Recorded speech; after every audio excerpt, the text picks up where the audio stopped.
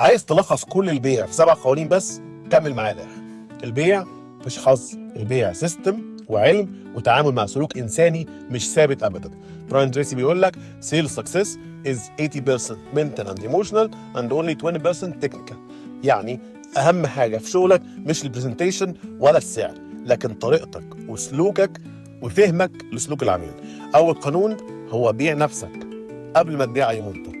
لو مش مقتنع بنفسك تأكد 1,000,000% إن محدش هيقتنع بيك ولا يشتري منك. القانون الثاني هو إن الناس بتشتري عاطفيا وبتبرر منطقيا، فمهمتك مش تقنع، مهمتك إنك تخلي العميل يحس إن الحل اللي أنت رايح تقدمه له بيريحه.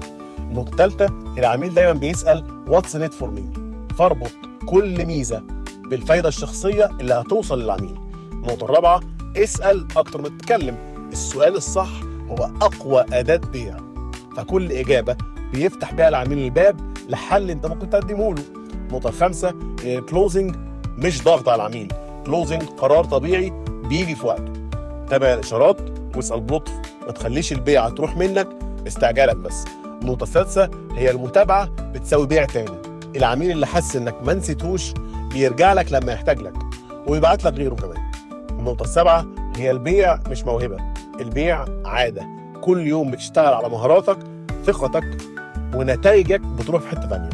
دي كانت خلاصة كتاب سايكولوجي اوف سيلينج، لكن الرحلة لسه ما خلصتش، واستنوني في كتاب جديد. سلام.